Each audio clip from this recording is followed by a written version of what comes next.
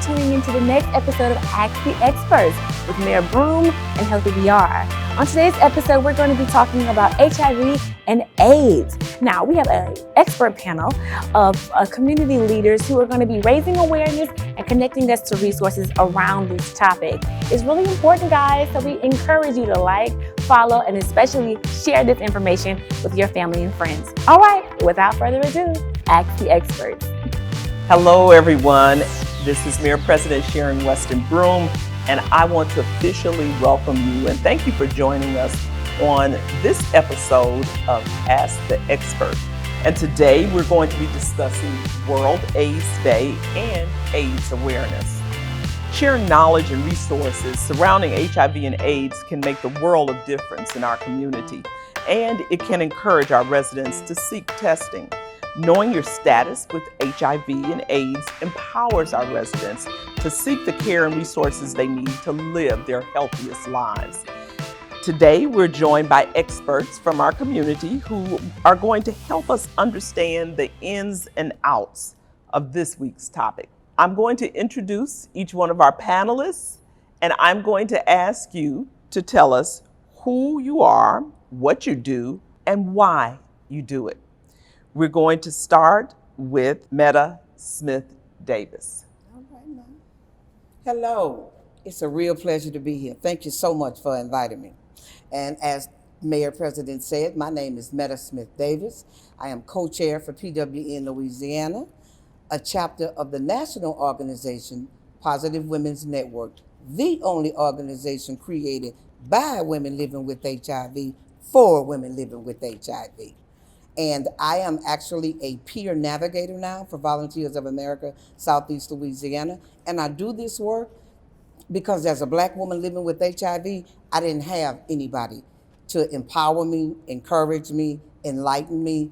And it was 18 months before I could actually look in the mirror and tell myself that I was a woman living with HIV. I do this work because Black women matter to me. Thank you. Thank you. Next, Shirley Lolis. My name is Shirley Lolis, as the mayor said, and I'm the CEO, Executive Director of Metro Health, a disease intervention and youth development agency. When I think about why am I still doing this work, it is truly to help people. It is truly to provide a service to our community. This is what I enjoy doing. It's not just a job to me, it's a calling. And we really want to make a difference in our communities. Thank you. And last but not least, Anthony Basco. Hi, my name is Anthony Basco. I'm a social worker. I work at a local community health center here in Baton Rouge. The reason why I decided to go into HIV work and specifically doing linkage to care and counseling for people living with HIV is actually kind of simple. When I was in grad school, is when I found out I was positive, which was about 8 years ago now, and what I realized was that, like, hey, I can do an internship, I can work in this field, and then over time, the reason why I'm still in it is because I've even tried leaving the field and have since come back to it, is that it's the thing that makes me feel really good, and the motto I have is to be the person I needed when I was first diagnosed, because I didn't know about all these supportive services and all these programs. I didn't have a counselor to talk to when I was first diagnosed, and it would have been really helpful. And so now my goal is to kind of be that person I needed. Well, let me just say thank each and every one of you for what you do to make a difference in this space. I have a few questions I'm going to ask you all, and I'm going to start with you, Shirley. Yes. Many of our residents aren't aware of the difference between HIV and AIDS. Can you explain this for us? Yes, I can. You are correct. Most people think that HIV and AIDS is the same thing, and it isn't. HIV is a virus. It is the virus that causes AIDS, the condition. Now, let me explain to you how that occurs.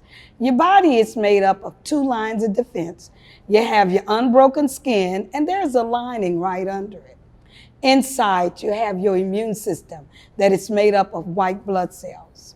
Well, when an infection or a disease enters that second line of defense, you have helper T cells that circulate, and they set off an alarm. And you have B cells that rush to the attack. And together they stimulate these things called antibodies. And these are germ fighters to fight off infections and diseases. Well, when HIV enters that second line of defense, it immediately attacks and takes over that helper T cell, the one that sets off the alarm. Then it make it act as a factory to go out and produce more of the virus, to go out and destroy more of your immune system until eventually your immune system has shut down. AIDS is a total breakdown of the body's immune system. It's when you can no longer fight off infections and diseases. And opportunistic infections come in and take over because your immune system has shut down. Infections like the pneumocystic pneumonia, cancers, and other infections and diseases. That is such a, simplistic yet thorough definition and explanation. I really appreciate you sharing with that. I think that certainly is representative of the fact that I know you are a pioneer in the HIV field. Your work, your community outreach has been transformative in our community.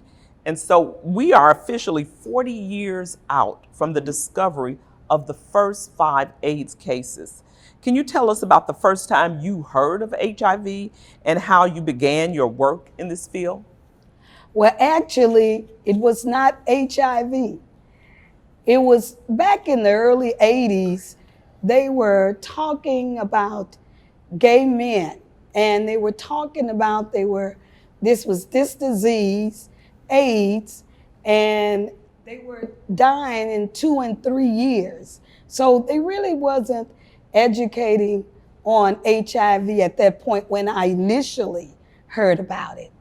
But in the late 80s, Dr. Hines brought AIDS awareness to Baton Rouge, and he brought it to the South Baton Rouge Community Development Association under the leadership of Larry B. Griffin. And Mr. Griffin had all of us get the training under Bill Crawford, who was an excellent trainer. And later he came to me and he said, I want you to do the AIDS program.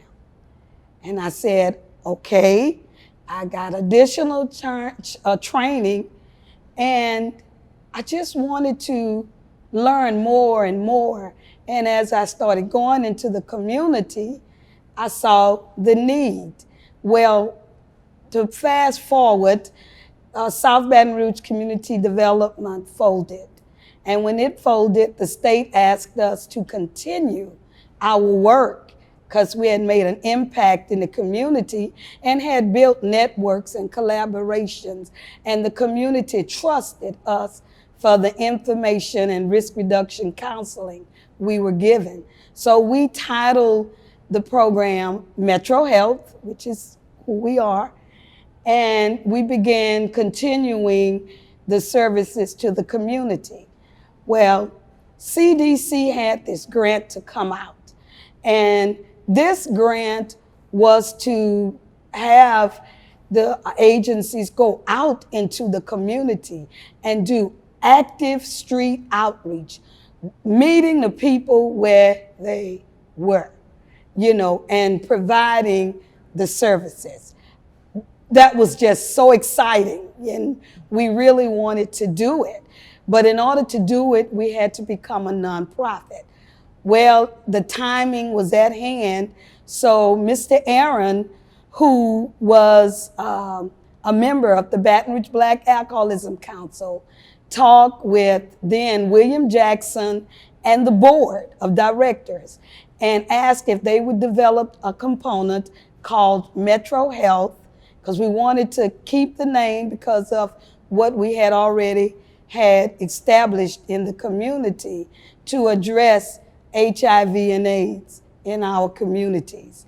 And that's how we became in existence, and we're still moving forward, conducting a lot of services in the Baton Rouge area. Indeed you are, and that is a journey, and it's been a transformative journey, all of your work. Yes, ma'am. Meta, in 2019, Baton Rouge signed on in support of the U equals U campaign. Mm-hmm. Can you tell us more today about what U equals U means and the impact it has on our community? Yes, I can.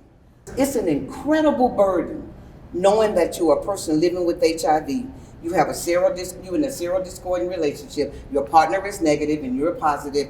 And I can tell you from experience that you spend every waking moment thinking about, I sure hope I don't transmit HIV. I sure hope I don't transmit HIV. It's an incredible burden to bear, to think that you might harm somebody that you love.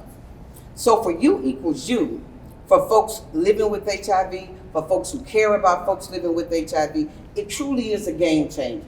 It gives folks an opportunity to breathe, to exhale, and have a full, not just a full healthy sex life, but to enhance the quality of that life. Because less stress means better life.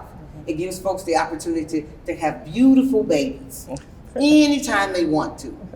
I think that U equals U is something that needs to be promoted more. Mm-hmm. And I think it's one of the things that will encourage folks not only to get back into care, but to stay into care. Mm-hmm. If we started having these kinds of conversations, that, you know, if you remain undetectable, Mm-hmm. if you take your medicine, you have to remain undetectable. Mm-hmm. But if you do, you can have some really great sex. Okay. Some great unprotected sex. And I think that's important because that scares people. Because a lot of times, especially women, when we contract HIV, when I contracted HIV, I thought that part of my life was over with. And I know that I can speak for many other Black women that I've talked to. They literally stop living. Mm. They stop living. So U equals U gives folks the opportunity to live and to live well. Understood. What's one key takeaway you feel people should know about HIV and AIDS? Think of YET as an acronym. You eligible too. Okay? Now, HIV does not care if you went to Yale or jail. It don't care if you live in the White House or the crack house. It don't care if you make $150,000 or if you don't make nothing. It just does not discriminate. And many times, particularly in the Black communities, because a lot of times people say Black and brown, but I don't know nothing about brown communities. I know about Black communities, so that's what I'm gonna talk about. Okay. Many times in the Black community, that's what holds us. That can't happen to me. I'm not an intravenous drug user. I'm not promiscuous. I'm not having multiple partners. But I can tell you, as a state certified tester, that I've had to tell many women that their test came back positive and the only partner they ever had was their husband. Wow. If your partner is not in your pocket, you're eligible too. That's my takeaway. And that is a very profound takeaway. And you've got to follow that, Anthony, because I've got some questions for you. People have drawn a lot of parallels between COVID and HIV. One thing they have in common is transmitting them is preventable. Mm-hmm. So what are some of the prevention tools that people can practice to reduce the transmission of HIV? So yeah, you're absolutely right. HIV and COVID are both preventable, transmittable viral infections. And one of the things that I think we have learned throughout the pandemic, especially in Louisiana, is that people don't necessarily engage in the public health intervention you want them to, like wearing masks, for example, just because you tell them to, just because you tell them that is the safest thing they can do. Especially because when people are making decisions about health or making decisions in the case of HIV about sex, they're not always thinking with the logical part of their brain. I'll just put it lightly. But one of the things we've learned is that, masks work for COVID. Masks are what we would consider a barrier method. They make a physical barrier between your face and what's around you. And there's several other things other than barrier methods. There's U equals U. That's my favorite, personally my favorite one, or my second favorite, is U equals U. Undetectable equals untransmittable. Anyone living with HIV who takes their meds like they're supposed to, stays undetectable, does not have to worry about passing HIV to any of their sexual partners. Pre-exposure prophylaxis. Most people have heard of it called PrEP. Some people may have heard of Truvada or Descovy. Those are the 2 drugs that are approved for it now, in addition to the generic for Truvada. But it's 1 pill once a day. It's over 99% effective at preventing HIV. I like to compare it to birth control. It's actually more effective at preventing HIV than birth control is at preventing pregnancy. No doubt. So put it in perspective. There's also one, a lot of people like to say there's no plan B for HIV. There actually is. So it's not 1 pill, or not 3 pills, but it is a 28-day regimen that someone can do after they've had an exposure. If they get to a doctor quickly enough, or get to a clinic, get to a hospital and say, hey, I had this thing, I found out afterward that, or I regretted the decision afterward, or I found out afterward that this person was positive and they weren't on their meds like I thought. What can I do? As long as they go within 3 days, ideally, as soon as possible, within 3 days, they can get prescriptions for 2 different meds that they'll take over the course of a month. And as long as you do what you're supposed to do, it'll work. I've seen it work. My personal favorite, I said U equals U is my second favorite. My personal favorite prevention tool is having open and honest conversations with your sexual partners about what you're doing, about who you're doing it with, about how often you're doing it, about what prevention tools you're using personally, and about how often you go to the doctor and get tested and what your last results were. Because I'll freely admit, I'm the person, I'll text someone and say, hey, I went and saw my doctor, I got these 4 tests done. This one came back positive, I got treated with this, you need to get in touch with your doctor. Or, I went and got these tests done and they all came back fine, but I just wanted to let you know. And I'm gonna be honest with you, having those conversations and like being the person that does that, I have gotten a tremendous amount of positive feedback back from partners saying, you know what, I really wish everyone was as upfront about it as the way you are. Just because, that is my personal favorite prevention tool, is just talking to your partners about what you're doing and how you could do it a little bit safer. No doubt. So as we recognize World AIDS Day, what do you think is the message that we should be communicating to people who are HIV, are living with HIV and AIDS, but what is also the general message to folks who are not living with HIV and AIDS on World AIDS Day? I think the most important thing, if I could, to get a message out, would be that the hardest part of my job when I work with someone who's newly diagnosed is telling them what the hardest part of living with HIV is. It's not the doctor's appointments, it's not the needle sticks when they draw your blood. The hardest part of living with HIV is telling someone that you're positive, especially someone who's ignorant about it, and the way they treat you afterward. And it's not always intentional, and it's not always negative. It can be something as simple as, your mom worrying every time you get a cold more so than she normally would. Or your mom really freaking out when there's a global pandemic and she thinks that you're way more vulnerable than you actually are.